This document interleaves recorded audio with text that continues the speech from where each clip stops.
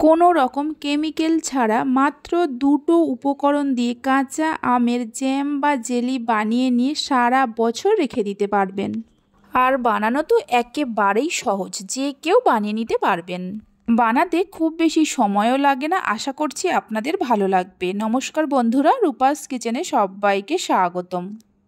তাহলে চলুন রেসিপিটা দেখে নেওয়া যাক। শুরু থেকে শেষ পর্যন্ত দেখার জন্য আপনাদের কাছে অনুরোধ রইল।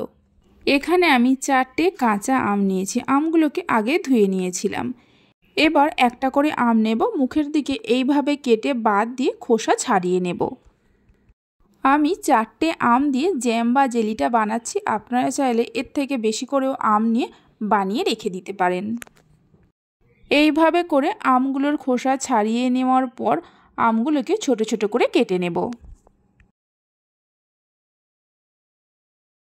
আমগুলো কেটে নেওয়ার পর একটা কড়াতে কিছুটা জল নিয়েছি। এই জলের মধ্যে কেটে নেওয়া আমগুলো দিয়ে দেব। হাই ফ্লেমে ঢাকা দিয়ে আমগুলোকে সেদ্ধ করে নিতে হবে। আম সেদ্ধ হতে খুব বেশি সময়ের প্রয়োজন পড়ে না। যদি আরও কম সময়ের মধ্যে আম সেদ্ধ করতে চান তাহলে প্রেসার কুকারের মধ্যে দিয়ে একটা সিটি দিয়ে সেদ্ধ করে নিতে পারেন। 5-6 মিনিট হাই ফ্লেমে রান্না করে নেওয়ার পর ঢাকা খুলে দেখাচ্ছি। দেখুন আমগুলো সেদ্ধ হয়ে গেছে। আম সেদ্ধ হয়ে যাওয়ার পর ফ্লেমটা বন্ধ করে দিয়ে একটা মিক্সিং বোলের মধ্যে ছাঁকনি রেখে তার মধ্যে আমগুলো ছেঁকে নেব। জ্যাম বা জেলি তৈরি করার জন্য আম সেদ্ধ করার জলটাই আমাদের লাগবে। এই সেদ্ধ করা আমগুলো চাটনি বা শরবত তৈরি করে নিতে পারেন। এবার আমের এই জলটা একটা বাটির মধ্যে ঢেলে নেব। এইভাবে যে কোনো কাপ বা বাটির মাপ করে জলটা মেপে নিলে চিনিটা দিতে সুবিধা হয়। দেখুন 1 বাটি জল হয়েছে। এই জলটা কড়ার মধ্যে ঢেলে দেব। ওই বাটিরই 1 বাটি চিনি দিয়ে দেব। মানে যতটা পরিমাণ আম সেদ্ধ করা জল নেবেন ঠিক ততটাই চিনি দিতে হবে। চিনিটা দেওয়ার পর মিশিয়ে নিয়ে হাই ফ্লেমে চিনিগুলো গলে যাওয়া পর্যন্ত অপেক্ষা করব। হাই ফ্লেমে 2-3 মিনিট জাল দিয়ে নেওয়ার পর দেখুন চিনিগুলো গলে গেছে। চিনিগুলো গলে যাওয়ার পর দিয়ে দেব 2 ফোঁটার মতো গ্রিন ফুড কালার। এতে জ্যাম বা জেলিটা দেখতে খুব সুন্দর হবে। এটা সম্পূর্ণভাবে অপশনাল, আপনারা চাইলে দিতেও পারেন আবার নাও পারেন। ফুড কালারটা দেওয়ার কারণে শুধুমাত্র দেখতে সুন্দর হয়, স্বাদের কোনো পরিবর্তন হয় না। ফুড কালারটা দেওয়ার পর মিশিয়ে নিয়ে মিডিয়াম ফ্লেমে আরও কিছুক্ষণ জাল দিয়ে মিশ্রণটাকে একটু ঘন করে নিতে হবে। প্রায় 8 থেকে 10 মিনিট সময় ধরে মিডিয়াম ফ্লেমে জাল দিয়ে নিয়েছিলাম। দেখুন মিশ্রণটা আগের থেকেই অনেকটা ঘন হয়ে গেছে।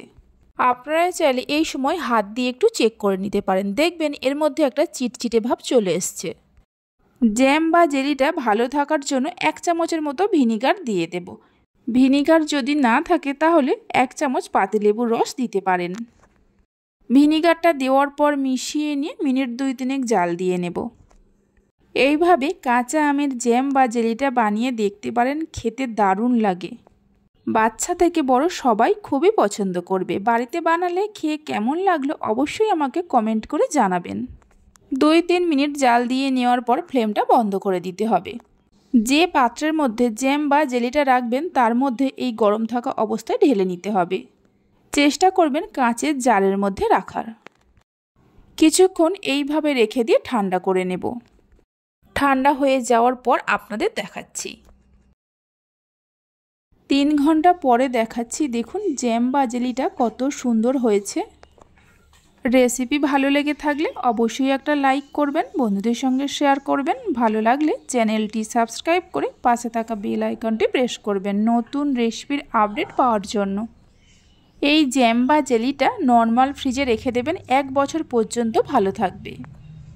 তাহলে চলুন ভিডিওটা আমি এখানেই শেষ করছি। আপনারা সবাই ভালো থাকবেন, সুস্থ থাকবেন। ধন্যবাদ।